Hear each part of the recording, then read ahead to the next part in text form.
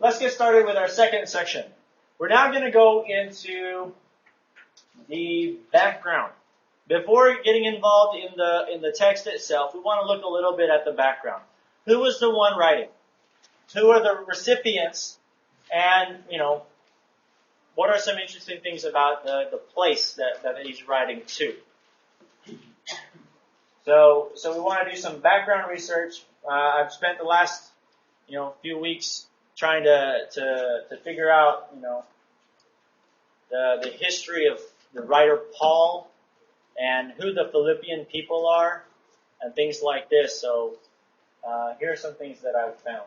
Now you can easily go and look this up yourself. Okay, all you got to do is, I've utilized sources on the internet. I've utilized the Book of Acts because the Book of Acts contains almost everything from the very beginning of Paul becoming Paul to the end of his life. And there's a lot of information there, as well as information from all of the different books that he's written, that are not contained in the Book of Acts. So I spent a lot of time in the Book of Acts, which we'll be doing today. So yeah, there's a lot of resources that you can utilize. If you don't have access to the internet, we have resources here in the Bible Study Center that I've also utilized to help look at the background of this book and the occasion of this book and why this book was written and who the recipients were. I learned some interesting things about the city of Philippi and how it started. So we'll be talking a little bit about that. All right. At the very beginning of the book, it tells us who the writer is.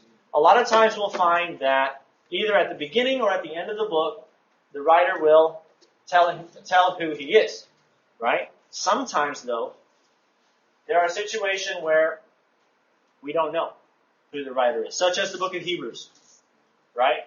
The book of Hebrews does not indicate who wrote it. Now, tradition says that, one apostle or this person or that person may have written it, but there's no 100% way to know.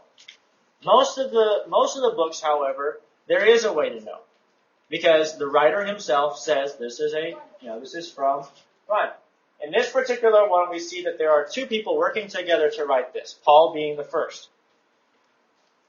So, in Philippians chapter 1, verse 1, if you look there, you will see that Paul and Timothy are the ones who are writing this book. You will also find that near the beginning of the book, in the first chapter, he is writing this book from prison. He is currently in prison because of some events that we will be talking about in the near future, tonight, but in the near future, about some things that happened either in Rome or wherever it is he was at. Okay, but he is in prison again. It's possible that he is in prison with Timothy, or that Timothy is just there visiting. A lot of times, Paul, if you look at the letters that Paul wrote, you'll find that he didn't usually write the letters himself. He dictated the letters to someone, and they wrote it as he dictated. And a lot of times it took some time for this to be written. So sometimes ideas may seem like, this idea was kind of interjected somewhere in there that, it doesn't really fit. He was maybe talking or something like that, and he thinks about something. Oh, I need to talk about this because sometimes, like when we write letters. When we write letters to our parents, a lot of times we have a situation where, we're talking about this, and then we remember, this event happened the other day, so we talk about that for a little bit, and then go back to what we were talking about originally. A lot of times that happens. And so there's some instances in this particular book that we'll be mentioning when we get to those points in the book itself. Okay, so the question we're going to ask today for these guys is, who were these men? We all know who Paul was, right? Who is Paul? He's probably one of the most prominent figures in the first century church, diba? Over all the others, because he's the one mentioned the most. He's probably just as prominent as all the others, but he was mentioned the most, and he's the one who writes most of these letters and things like this, right? That doesn't mean that the others weren't doing as much. It just means that Most of the letters were written to congregations that he himself was taking care of. A lot of the work that the apostles were doing were done within the Jewish community. They stayed in Jerusalem. They did things in that area. But Paul was one of the first who went to the Gentiles. He was charged with going to the Gentiles and dealing with the Gentiles. Gentiles being anybody who is not a Jew is a Gentile. You and I would be considered Gentiles, even though, we don't have any Jewish background or anything like that. Anybody who is not a Jew or not born a Jew is a Gentile. Okay, so it says here Paul was once known as Saul. We'll talk about that. So let's see. What do we have? Before Paul became the Paul that we see in the New Testament, he began as a young Jew, studying to become a Pharisee. We find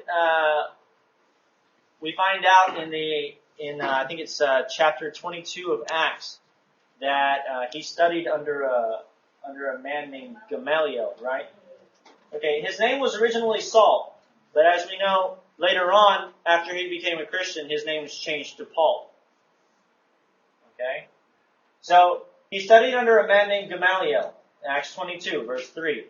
He's in Acts chapter 22, verse 3 following. He's talking about who he is. He's telling people, I was a Jew. I studied under Gamaliel, And see, who was Gamaliel? Gamaliel, if you look at the history books outside of the Bible, you'll find that Gamaliel is one of the more predominant. No, that's not the right word. Most influential, one of the more influential Pharisees of that time. He was a teacher of the law. And if you were to study under him, you were doing something right. Okay, he was like he only taught the really serious, really well top of the class kind of people, and for Paul to be taught by him is a significant thing because he must have done something right. For Gamaliel to recognize him and willing to teach him, for that in itself he was respected by people, by a lot of Pharisees. Okay, he was very devout to God. We see by the things that he did. He persecuted the Christians who he believed were going against what God wanted. He truly believed that the Christians were blaspheming against God, that Jesus was an imposter, and that all these things that they were doing were against what God wanted. And so everything that he did to them, he believed that he was doing what God wanted. That's how devout he was. He was willing to kill for God because he believed that what these Christians were doing were wrong and they deserved to die.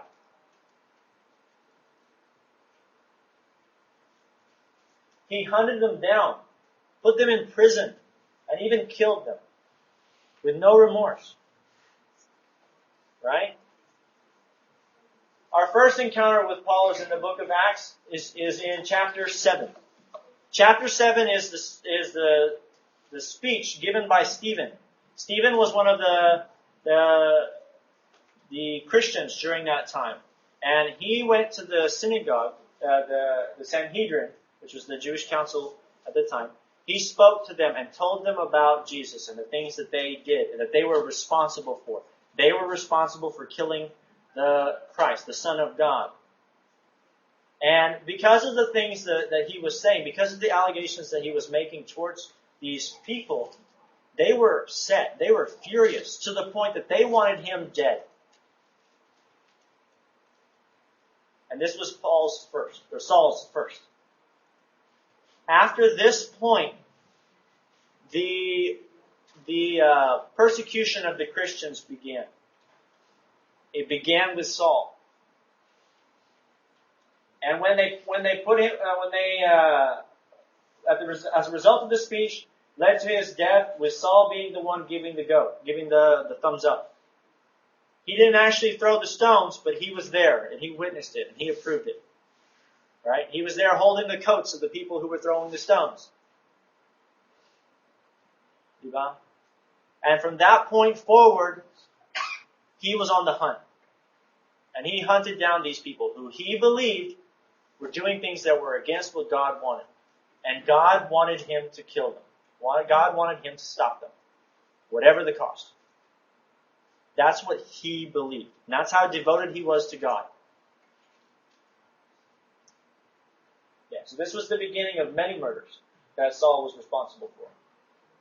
If you look through the book of Acts, you'll find instance after instance of situation where the persecution started to get really heated, really much more than was normal. Yes, Jesus was the first, but it wasn't really big until Stephen. Okay. Eventually, he heard about a group of Christians, supposedly, that were hiding out in Damascus. So he got some permission from the Sanhedrin to go, and he got letters from them to give to the synagogues there in Damascus, that he was going to go there, he was going to find these people, and he was going to bring them to justice. But on the way to Damascus, something happened. A big light appeared out of nowhere. And he became blinded because this light was so bright. He wasn't alone though. He was with two other guys, right? But he alone was the one that got blinded. They didn't see anything. Now, if we read on in the situation, Acts chapter 9, verse 1 to 19, you'll find that light was actually Jesus, right? Jesus talked to him. And he, at first, didn't know what was going on. Saul didn't know what was going on. He heard a voice. And he knew that the voice, there was some authority in the voice. And he referred to him as Lord.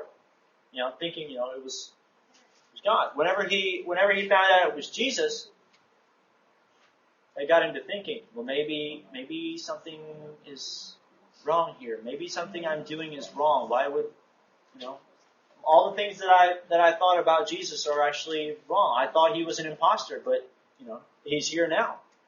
I know he's dead, but he's here now.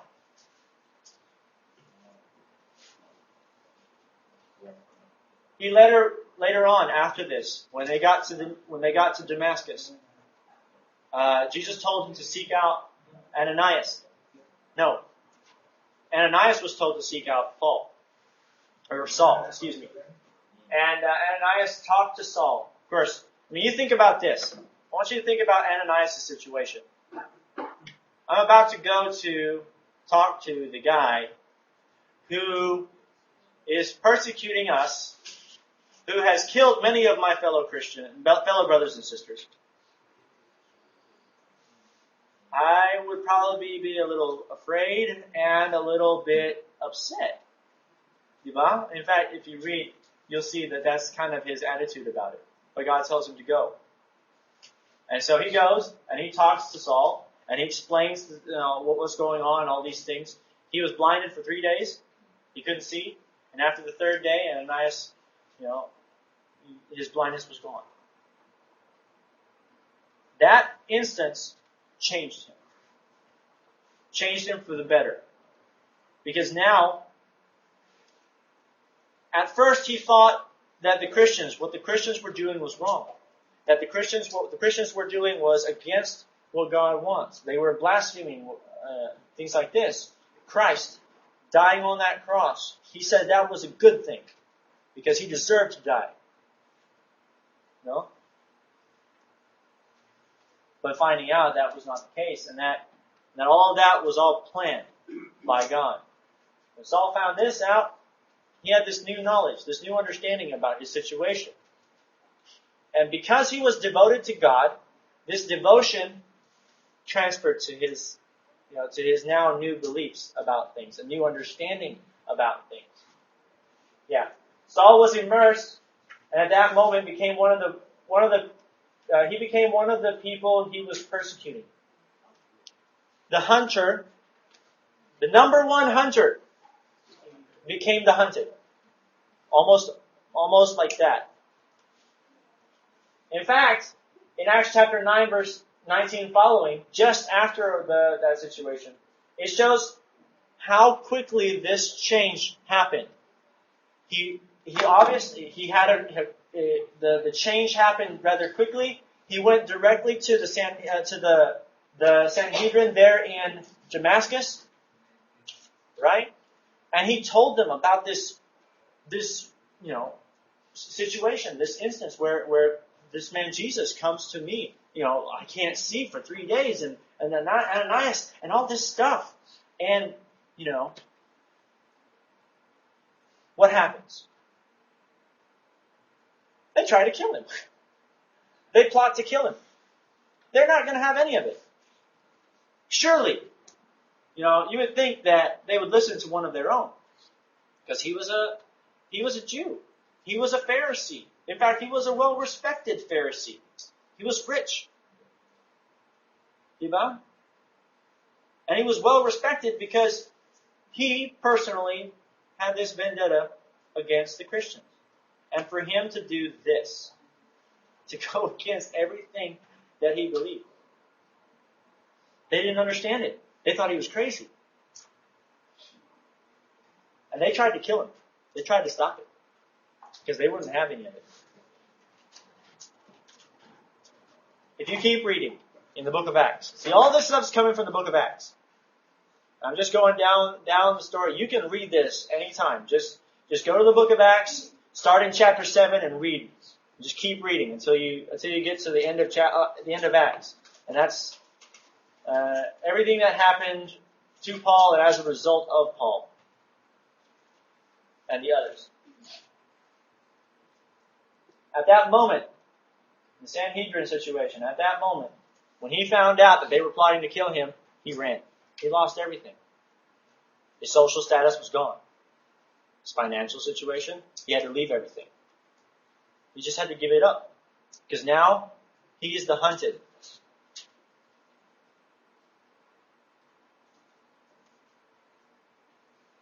He made many travels. He traveled all over the place after this. And he never stopped teaching people about Christ and the things that he learned on that day. About his death and all of these things. He went from place to place. Eventually he changed his name to Paul in Acts chapter 13. He changed his name to Paul, and over the years slowly gained influence. I mean, you think about this. Just like Ananias, okay? At the beginning, it was probably very difficult to accept Saul. Because maybe they're thinking, oh, well, he's probably doing this as a spy.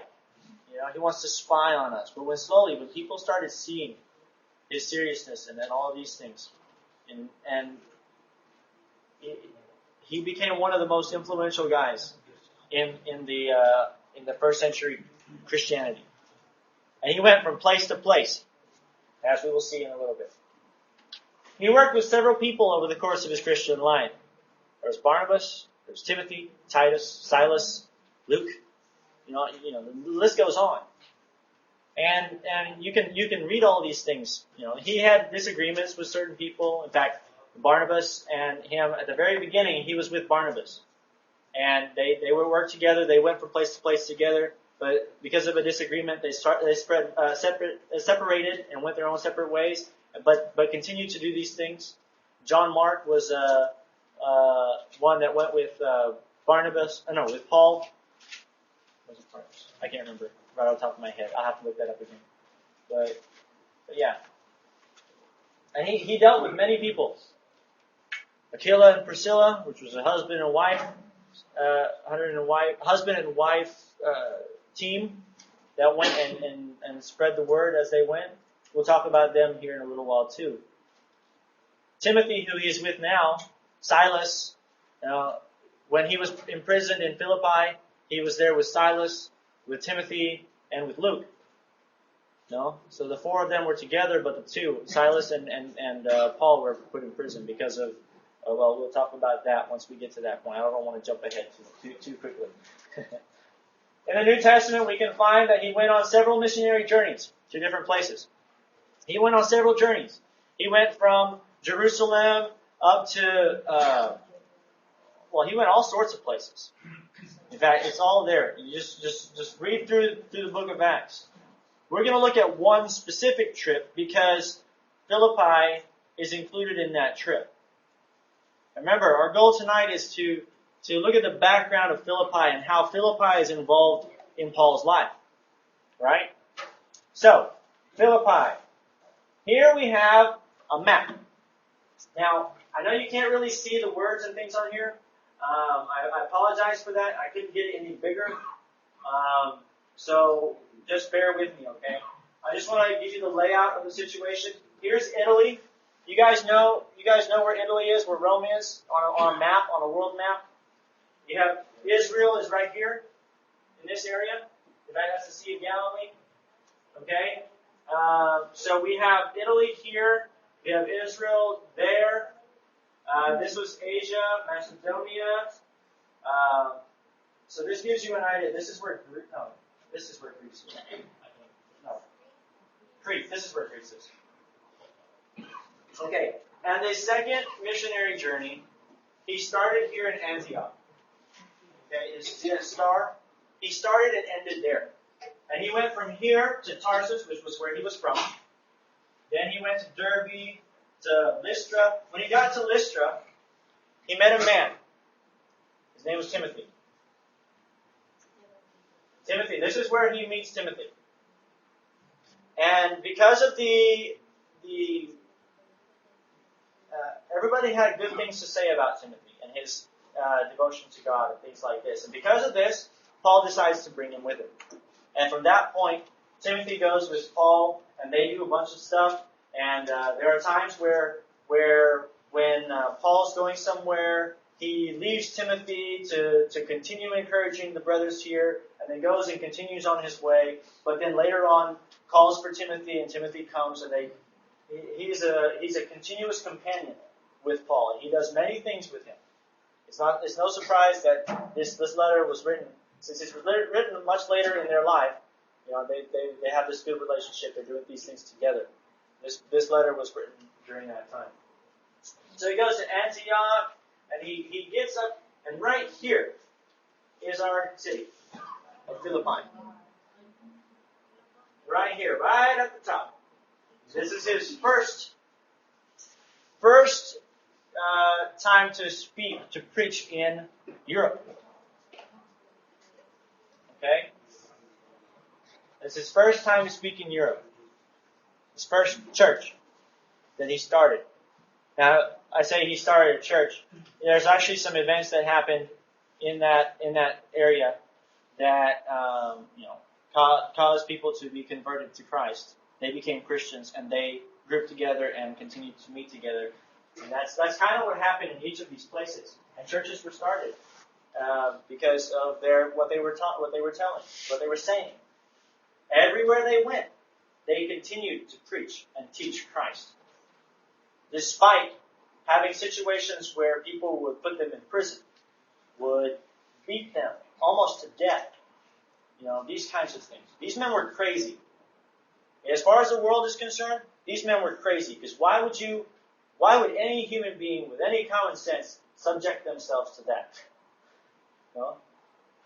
These men were devoted to what they were doing. So they continued. Eventually, they have Athens, Corinth. When they got to Corinth, they met a man named Aquila and his wife Priscilla. And they continued to join them. They joined them on their journey until they reached Ephesus. And when they reached Ephesus, he and his wife stayed there and continued to work with the Christians there. After he got done here, he went back to Jerusalem. He went to Jerusalem and ended back in Antioch. And that's how the second missionary journey happened. They were only in Philippi for a few days. In fact, probably a week's time. Right? And in Ephesus becomes one of the big centers for the church in Asia. And he goes back to Ephesus on his third missionary journey and stays there almost 3 years, just there in that place, and continuing to work with the church there. And that's his missionary journey in a nutshell. Eventually ending up from I think it's Jerusalem going to Rome, and he gets put in prison twice. Once he's put in prison, and then he's released, as we see in 1 Timothy or 2 Timothy, and then he gets put in prison again. And it's after the second time he's put in prison in Rome that it is believed that he was killed. He was executed. So he lived a long life, but he did it doing all of these things for the Lord. And I admire him a lot because he's one of my heroes. Because you look at the attitude that he had. Not ever since day one, he didn't stop. He didn't care what people thought, and he just continued. So that's kind of on his second missionary journey, near the beginning of the journey, he ended up in a place called Lystra where he met Timothy. I jumped the gun again. Okay, Timothy. Timothy was mestizo. I say mestizo because he was half Jew, half Greek. And the thing is, as far as the Jews are concerned, you don't do that. You know who the Samaritans are? They're also mestizos. They're half Jew, half something else. And there is no love between the Jews and them. In fact, the Jews and the Samaritans hate each other.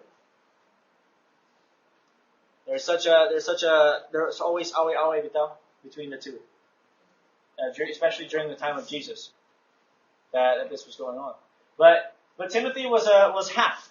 His mother was a Jew, but she was a Christian. She was born a Jew, but she didn't practice the Jewish beliefs and things.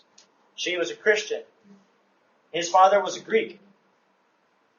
In fact, he was third generation Christian because his grandmother, his mother's mother, was a Christian as well. In 2 Timothy 1:5, we see this.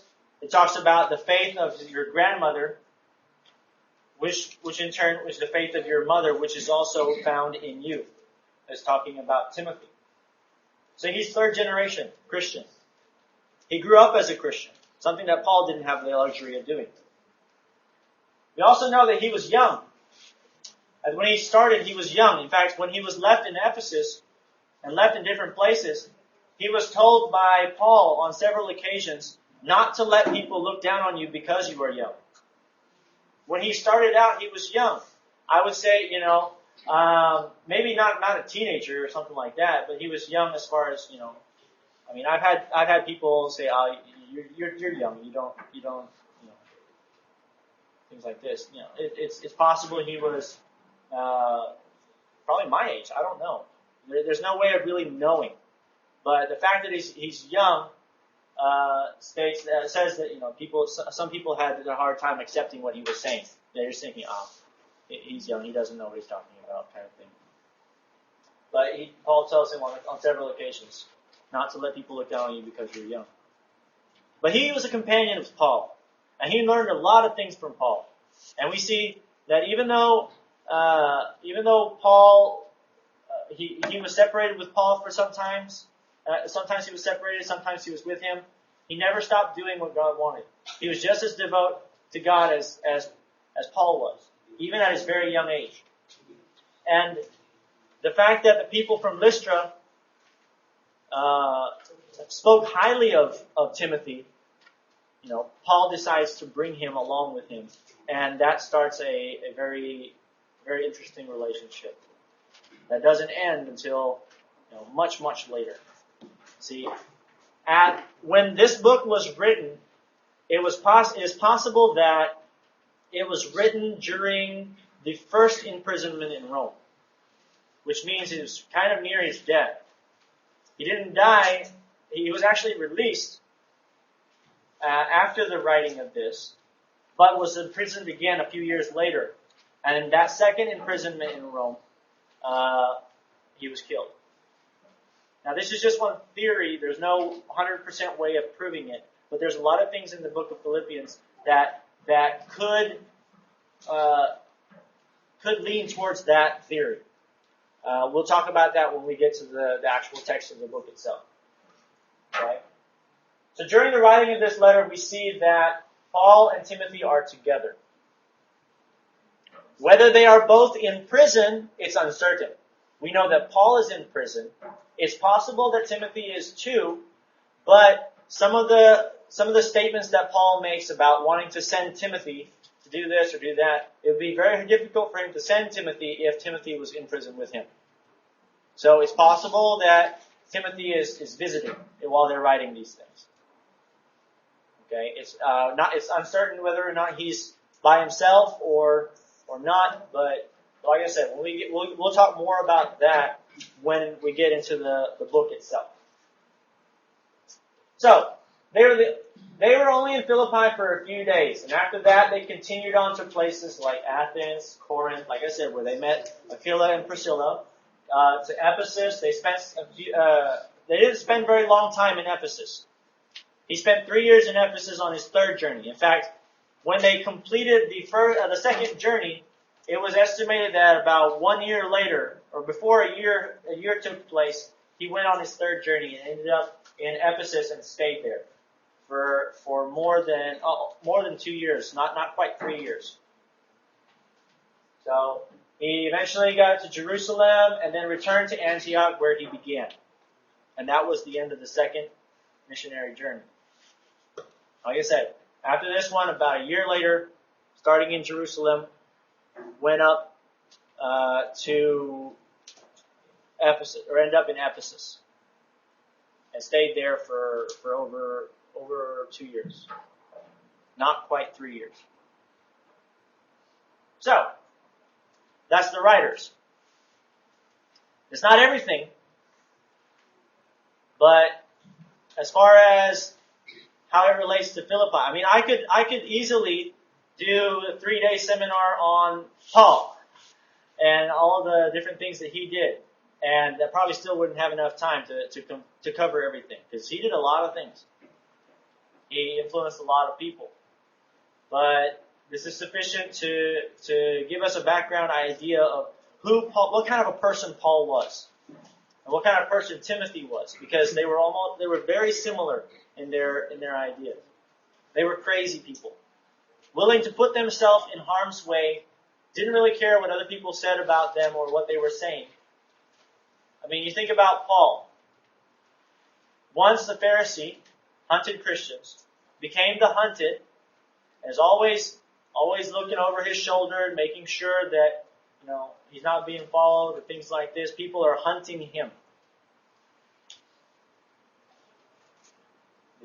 They're hunting him. The Pharisees and the Sadducees, these guys are all hunting him because he's a threat now.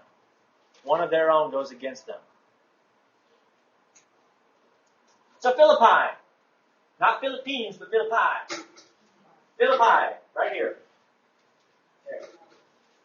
Once again, Rome is here. This is Italy. You have Jerusalem right here, Damascus, Antioch. This is where Paul was from. Tarsus. He ends up in Philippi. Okay? The city of Philippi was started about 356 BC. This is before the time of Christ, so it's been around for a while. It actually was abandoned in about the 14th century. Now, there's some interesting things that I've read recently, like within the last couple of days, that the reason why Philippi was started was because it was originally an outpost for the Romans. It was originally not the Romans, the king of Macedon, which is Philip II. It was an outpost because there were gold mines that were dug in that area, and to protect those mines, he stationed soldiers there nearby in this outpost to guard those mines from looters. So this was a mining town originally. Of course, over the years, it developed, and there was a theater that was made. The Jews had their synagogues there and stuff like this. And here are some pictures of the state of Philippi now, today. It's in ruins, of course. But we have some different things, some different pictures that I wanted to show you guys to give you an idea. As far as the population of Philippi during the time of Paul, it's uncertain. But this right here, which is this is the Colosseum, it supposedly would seat about 50,000 people.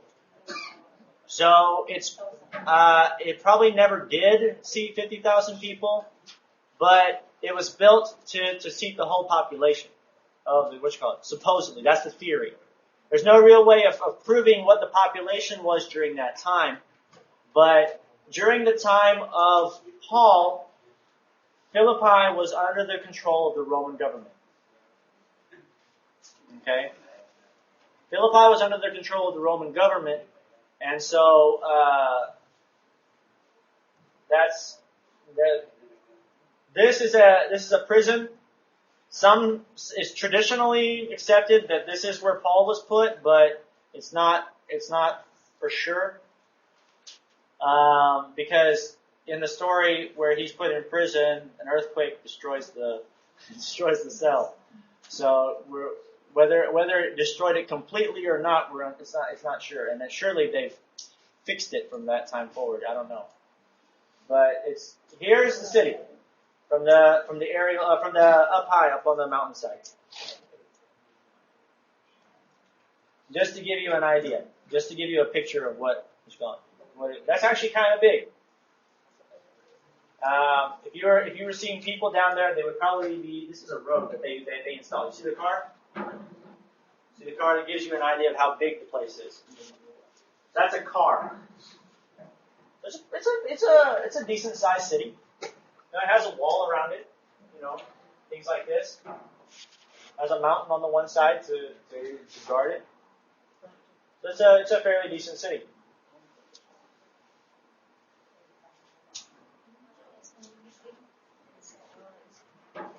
I'm not sure exactly the dimensions. I saw it, but I forgot to write it down, so I can't remember right off the top of my head what the dimensions were as far as land area wise. So I'll have to look that up, and I'll tell you what. When tomorrow I'll get the size of Philippi, and I'll let you guys know what it was. So I'll get a comparison and see if it really was the size of SM or something like that. I don't know. Okay, as far as Philippi is concerned, the Bible doesn't say very much about Philippi. And it says even littler about the Christians in Philippi. But it does give us some things. Okay, outside of the book of Philippians, there are only 5 other places that have the word Philippi in it. Or Philippians. Philippians is actually all in the book of Philippians. It refers to them as Philippians. But the city Philippi is only mentioned 5 other times outside. And 2 of them are during the life of Jesus. Jesus went to Philippi, but not that Philippi. It's a different Philippi. In Matthew and Mark, there's the mention of Caesarea Philippi, which is a city just north of the Sea of Galilee. This is not the Philippi that we're wanting to talk about. But the word Philippi, I looked it up. There are only 5, and 2 of them don't even have to do with this particular city.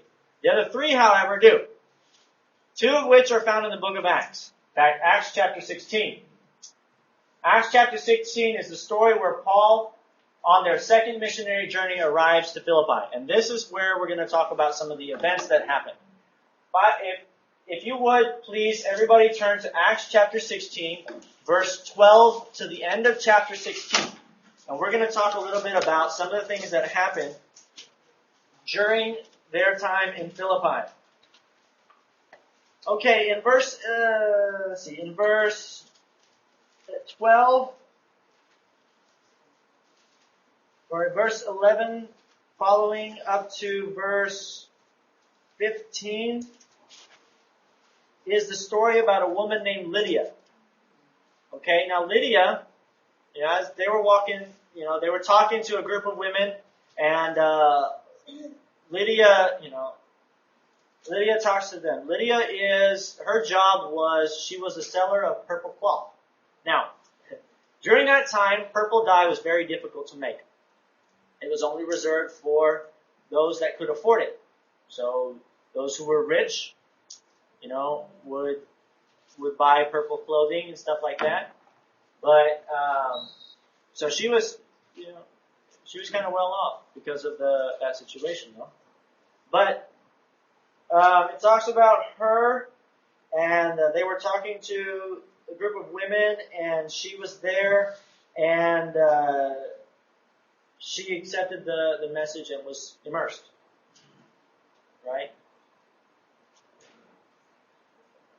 It mentions her again later on, near the end of the chapter, because they go to visit her in her house. So we have Lydia, and not just Lydia, but her household. Lydia and her whole household became Christians. Then the next thing we see is verse 16, if you just continue on. 16 to pretty much let's see.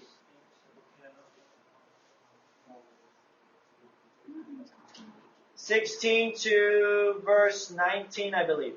Yes. Once they were going to the place of prayer, where we were, this is Luke wrote the book of Acts, and Luke was with them. Okay? So, the people who were there were Paul, Timothy, Silas, and Luke. These were the 4 people that were together. Okay? Luke's writing his account about what happened. Once, when we were going to the place of prayer, we were met by a slave girl who had a spirit by which she predicted the future. She earned a great deal of money for her owners by fortune-telling. This girl followed Paul and the rest of us, shouting, "These men are servants of the Most High God, who are telling you the way to be saved." She kept this up for many days. Finally, Paul became troubled, that he turned around and said to the spirit, "In the name of Jesus, I command you to come out of her." And at that moment, the spirit left her. Interesting. Paul got frustrated because she just kept doing this over and over again for many days. And finally, he's just like fed up. Turns around, casts out the demon, or casts out the spirit. When the owner of the slave girl realized that their hopes of making money was gone, they seized Paul and Silas and dragged them into the marketplace to face the authorities. They brought them before the magistrates and said, "These men are Jews and are throwing our city into an uproar by advocating customs unlawful for us Romans to accept or practice." The crowd joined in and attacked Paul and Silas, and the magistrates ordered them to be stripped and beaten. Imagine, huh? Just for doing something good for this girl, huh? After they were severely flogged, they were thrown into prison, and the jailer was commanded to guard them carefully. Upon receiving such order, he put them in the inner cell and fastened their feet in the stocks. Now imagine, for doing something good for this girl, they made it out to be such a heinous crime that they were beaten severely for doing it. Because, just because these guys lost their livelihood. Let's see. And it continues. It's debated whether or not the girl actually became a Christian or not.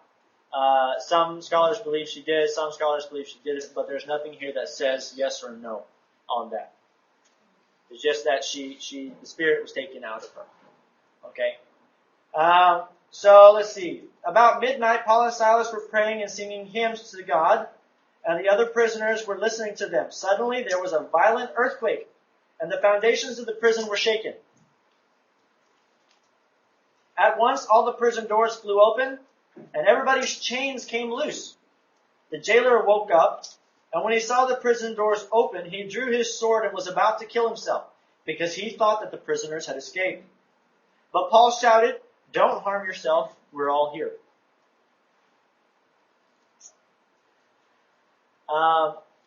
Remember, this place was under Roman government. And this guard was charged with, guarding these people with his life. And he did not want to face Caesar. Because bad things could happen. He'd rather kill himself now, get it over with, than have to be tortured and things like this for doing this, for falling down on the job. And something that I just thought of was like, if it was such a violent earthquake, why is he still asleep? We don't know. But that's how the story goes. Okay, let's see, where am I? Okay, it says, but Paul shouted, don't harm yourself, we're all here. The jailer called for lights, rushed in, and fell trembling before Paul and Silas. Then he brought them out and asked them, Sir, what must I do to be saved? They replied, believe in the Lord Jesus, and you will be saved, and you and your household. Then they spoke the words of the Lord to him and to all the others in the house. And at that hour and that night the jailer took them, washed their wounds, and immediately he and all his family were immersed. The jailer brought them into his house and set a meal before them, and he was filled with joy because he had come to believe in God, he and his whole family. So we have Lydia and her family, now the jailer and his family, possibly the girl. That's the beginnings of a church right there. Okay? Let's see, it continues. When it was daylight, the magistrates sent their officers to the jailer with the orders, release those men. The jailer told Paul, the magistrates have ordered that you and Silas be released. You can now leave. Go in peace. But Paul said to the officers, the guys who brought the message, says, they beat us publicly without a trial. There was no trial. It was automatically, they were guilty. No? They beat us without a trial, even though we were Roman citizens. Now here's the kicker. This place was occupied by the Roman government. Now, the leaders of the place were not Romans. The magistrate, they're still in charge somewhat, but they're still answerable to the Roman government. But when they find out that this guy is a Roman, now there may be repercussions from the Roman government. Why are you treating our citizens this way? Without a trial, without these kinds of things. And so they were afraid. Right? And so they did good things for them. They tried to ask for their forgiveness and things like this. See, because he says, they beat us publicly without a trial, even though we were Roman citizens, and they threw us into prison. And now do they want to get rid of us quietly? No. Let them come themselves and escort us out. So the officers reported this to the magistrates, and when they heard they were Roman soldiers, they were Roman citizens, they were alarmed. And they came to appease them and escort them from the prison, requesting them to leave the city. After Paul and Silas came out of the prison, they went to Lydia's house, where they met with the brothers and encouraged them. And then they left. And from that point forward, they go on their missionary journey to Thessalonica, to Athens, and the rest of what you call on the map. I can't think right off the top of my head. I don't have it written down in front of me. And that's all. That's all it says in the book of Acts for the Philippian church. We know it started with Lydia and the jailer and his family, their families. No? Obviously they were meeting together already because, they went to Lydia's house. It's possible they were meeting in Lydia's house since she was the first. But they went there as they were leaving town. They went there to encourage the brothers, and then they went on with their missionary journey. And they went from place to place and continued preaching. So this was one stop in a series of places. Now we learn in the book of Philippians that the brothers in Philippi continued to grow strong. And in fact, he commended them in the book of Philippians for their beliefs. And there are some people that are mentioned in the book of Philippians that were not mentioned in the book of Acts, which it's possible that it continued to grow. There were more and more Christians joining this, becoming Christians. So there is one other mention of Philippi outside of the book of Philippians. So we have the two that don't really count because They're not the right Philippi. They're different Philippi. The two that are in Acts chapter 16, and then this one, in 1 Thessalonians chapter 2, verse 2, which is Paul referring back to the instance that happened in Acts 16, where they were beaten without a trial, they were insulted by the magistrates in Philippi, and that's it. After this, there's no other mention of Philippi or any of the people in Philippi or things like this. So we have very limited information outside of the book of Philippians regarding this particular church. No? But we've learned a lot about Philippi. It was originally a mining town. It was there, built to guard the gold mines that were there for the Philip of Macedon, the Macedonian Empire. Later it changed hands. Philippi was under the Roman rule during the time of Paul. Philippi was involved in the second missionary journey, where Paul, and as he was going through, he picked up Timothy in Lystra and continued on, got to Philippi, and where Paul and Silas were put in prison, and then continued on in their journey. So a lot of information, but there's still more to come, because that's outside of the book of Philippians. Now, starting tomorrow, we're going to go through the first and second chapter of Philippians. So what I would like everybody to do is to go and read the book of Philippians. It's not going to take very long. It's only 4 chapters. Like RJ said, it's only like 3 or 4 pages. So it's not going to take very long. And look and see what you can find.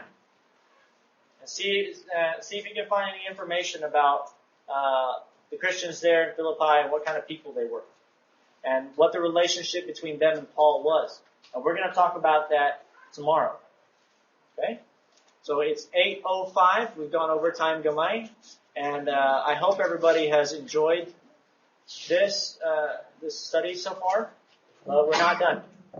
How come Paul is annoyed with the slave girl? When you talk, the slave girl is saying the good thing. Well, yeah, I realize that, but I don't know why. It's possible because it says that it's been done for several days. She kept doing this over and over and over again. He possibly just eventually got annoyed by the situation. He's saying the same thing. Yeah, I know. I understand. It's just kind of interesting to see that situation where Paul was a little bit annoyed because she kept doing it over and over and over again. I mean, you imagine you're walking through the city trying to proclaim Christ and things like this, and this girl is there saying the same thing over and over and over and over and over again.